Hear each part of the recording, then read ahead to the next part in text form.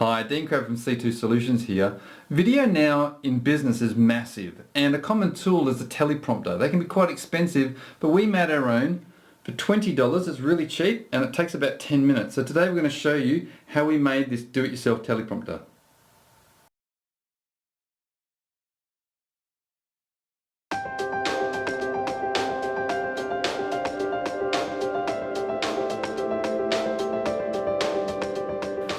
Okay, now one of the great things about this design is once you've finished it folds up neatly into a box that it's made out of, so it's really portable. Okay, so I'm just going to run through all the things you're going to need to make this work.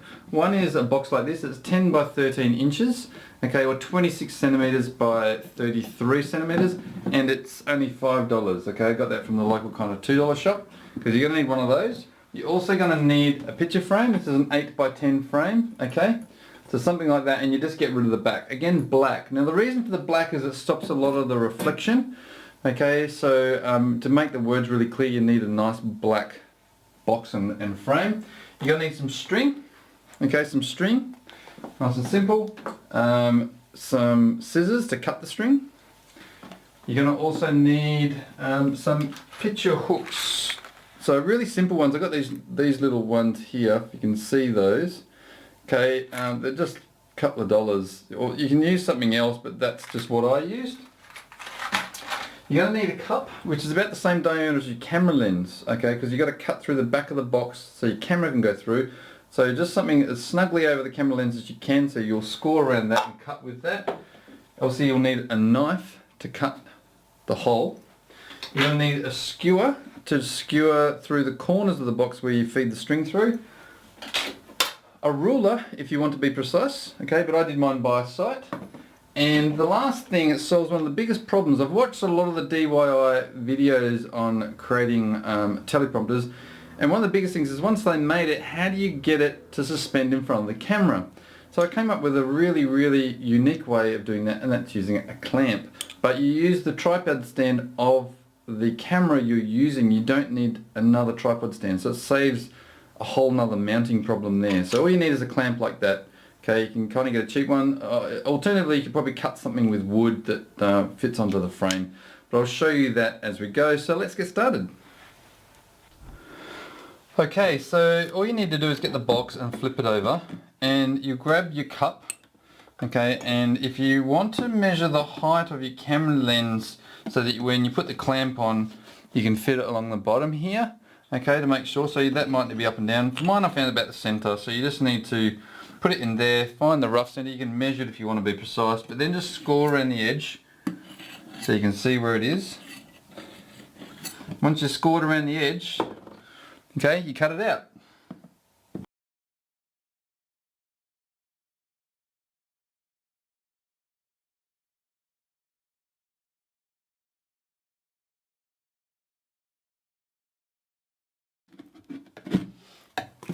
Okay, once you've cut that out, you don't need that bit.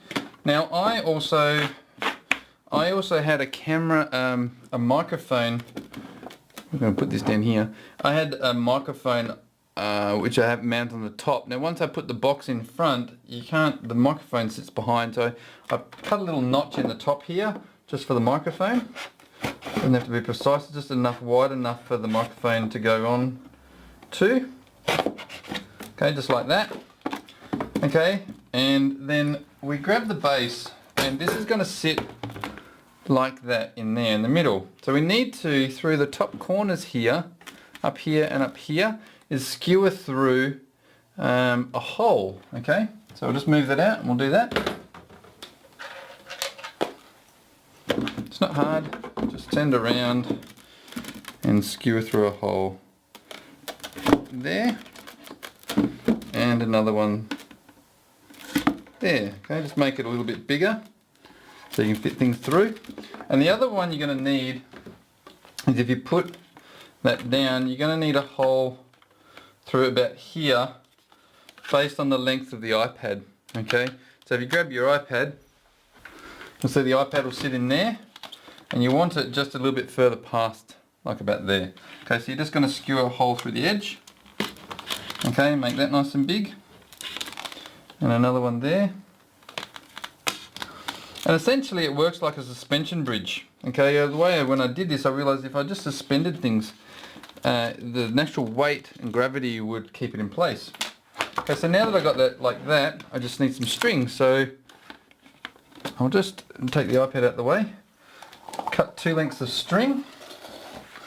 Just cut excess because you can cut the excess, you can do the rest later. So it's a bit of string, okay? And then feed it through the top corner, up here in the back. I'm going to feed it through up here, okay?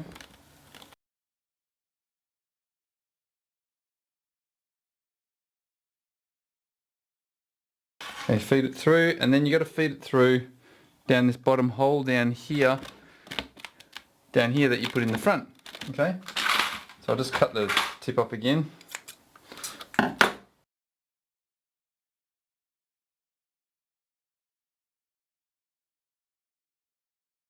And then through the other side. Down here, if you're not sure if you can see that, I'll take it back a bit. Okay, and then I'm just going to feed it through this side here.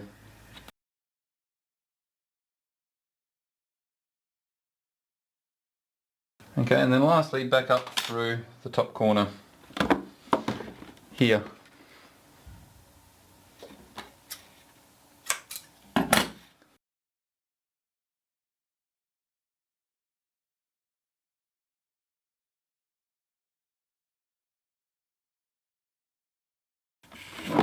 Okay, and once you got that through like that, you just need to tie it off when it's at that right height that just suspends it like that. So you just tie a knot up here, okay, and so that'll just suspend the weight of the iPad against the back of the box.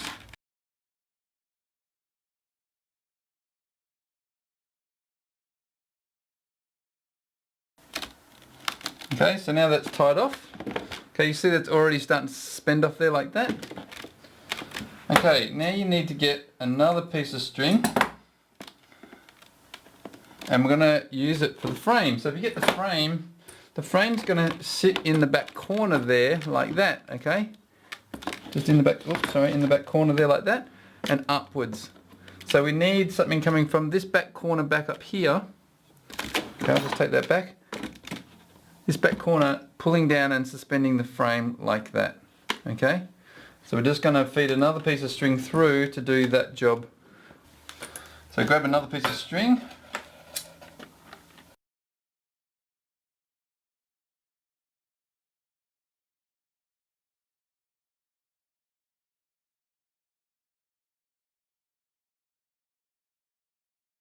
Okay, and feed that one through.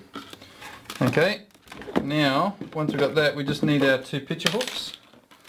And we need to tie one off on the end, so I'll just clean up the end of the piece there.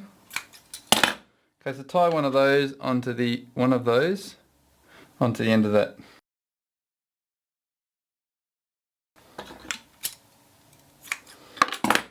Now if you grab your frame, put your frame in, that hook's just going to sit on the front corner there. Like that, okay? You can see that? That holds that. So you bring up the other end, pull it tight, and you put it down there a little bit. It holds it pretty snug, okay? And then you pull that back, and that'll pull that up, okay? And then you want to put the other hook on the other end. Now I leave a bit of slack on the back of this because I end up looping that at the back here. I leave a bit of slack on that second one, like that, so I hook that over my camera, over the lens of my camera, and that keeps that whole thing hanging from the back of the camera. Okay, so turned around, I'm just going to add probably that much length, so I'll tie it off about there.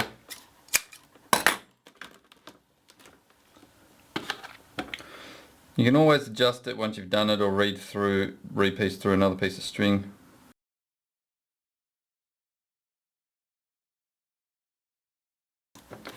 Okay, now the second one's tied off, clip it off,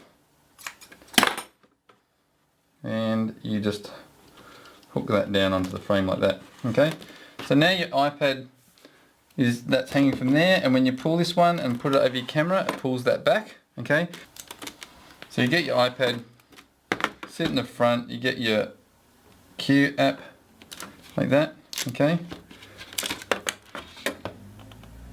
Turn it around and there you go. There's your teleprompter. Okay, so now we just need to suspend that in front of the camera. So I'm going to switch to my handheld iPhone to be able to do this. My Android, sorry, to be able to do that. So let's go and do that bit. Okay, so once you've got it all built, the next problem is suspending this in front of the camera, and this is where I've seen a lot of the other videos struggle.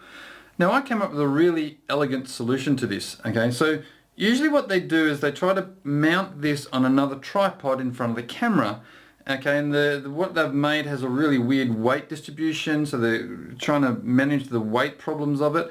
And then you've got a gap between the camera and the teleprompter. So they're trying to drape black cloths over to mask out any light, which gives you better reflection. So that's the reason for the hole in the back, is because it goes directly over the lens, it stops any shadows and you don't have any distance between the camera and the teleprompter. And the really elegant solution is like, well, instead of using another stand for the teleprompter, you've already got your camera on a tripod. What if you could suspend the whole lot from there? So what was really great about this solution is it has an amazing sense of balance, and this is has a center of gravity right near the middle here. You can literally suspend it from there, so it has no weighty balance problem. So with that, I just used law of gravity and a bit of leverage to suspend this in front of the camera using the clamp. So now I'm just going to show you how to do that, and we're done. So there's my camera and the clamp on the stand, okay?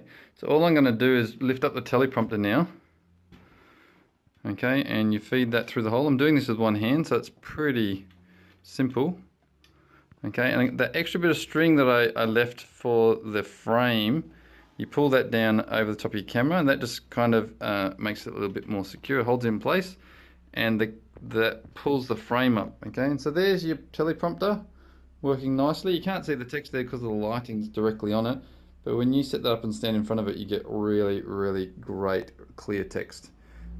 So lastly, what I've done is I've mounted my microphone in that notch I made in the top, okay, and that goes into the camera. So that's the whole setup there, nicely set up, and you can see how that kind of works really nicely. So we hope you've enjoyed this more hands-on workshop from C2 Solutions making the 2010 teleprompter. That's $20 in 10 minutes.